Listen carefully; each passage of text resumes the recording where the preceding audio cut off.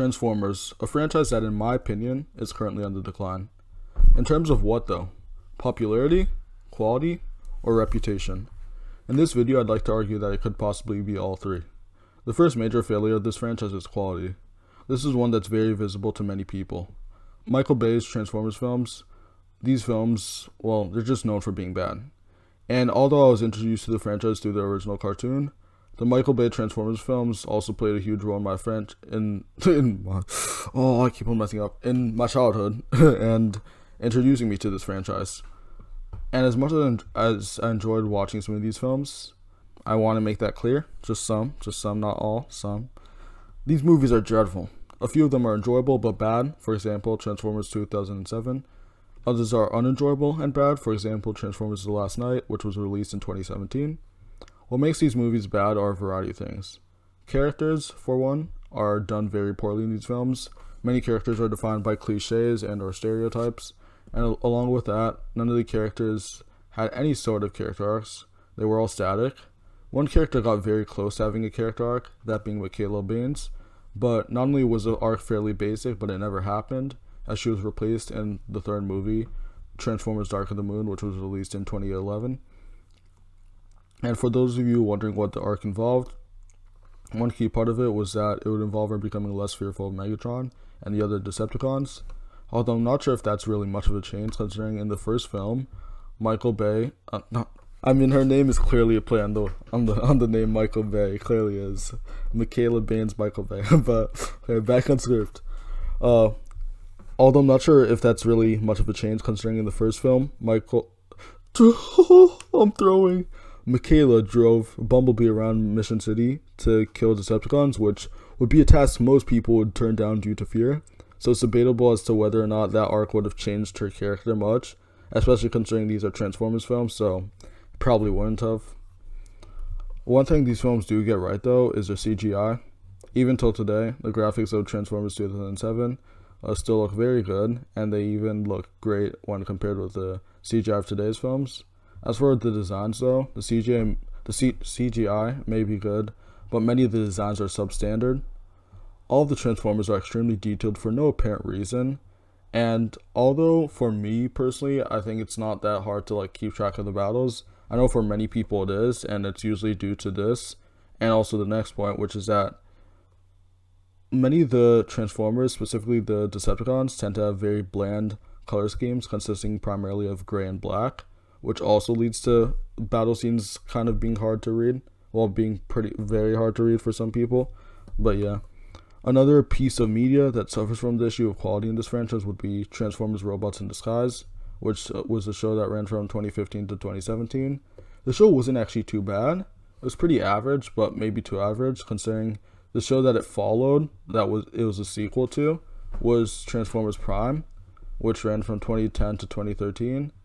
And that series was held in such high regard by general audiences, fans, and critics. So when Robots in Disguise was released and ran, it was a disappointment because it was a sequel to probably one of the best, if not the best, Transformers series.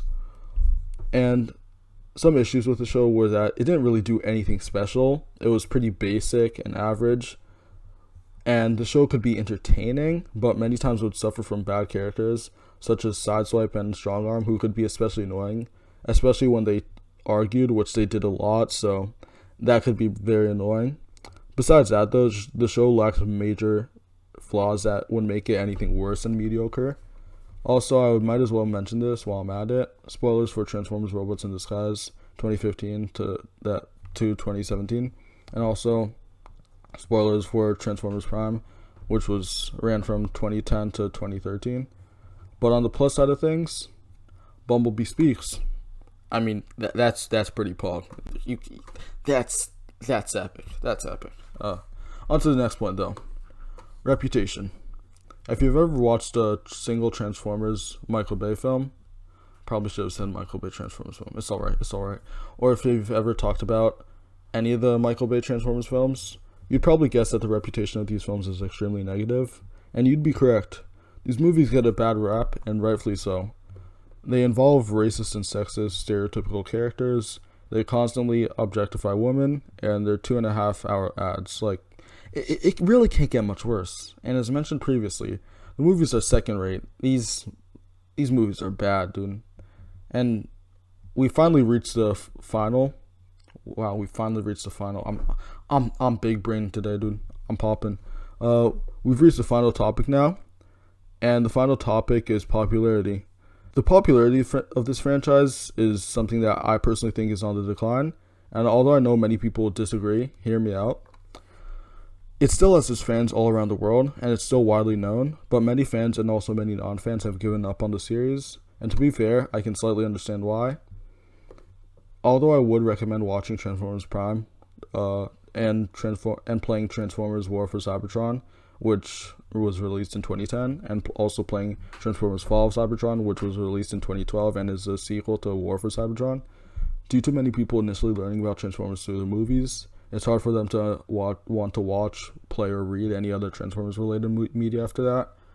And as for why I slightly don't understand people not wanting to read, play, or watch any Transformers media after watching the movies, is because I feel it's unfair to base a whole franchise off of 5 movies directed by the same man and all based in the same continuity. And that's really all I have to say about that final topic. On to some final thoughts. As of late, I've also started losing faith in this franchise, and I'm looking forward to future Transformers media, but honestly, I really don't want to be disappointed anymore, so I'm not going to lie, I'm going to be setting my expectations low. I do believe, though, that there's a chance for this franchise to make a comeback and redeem itself.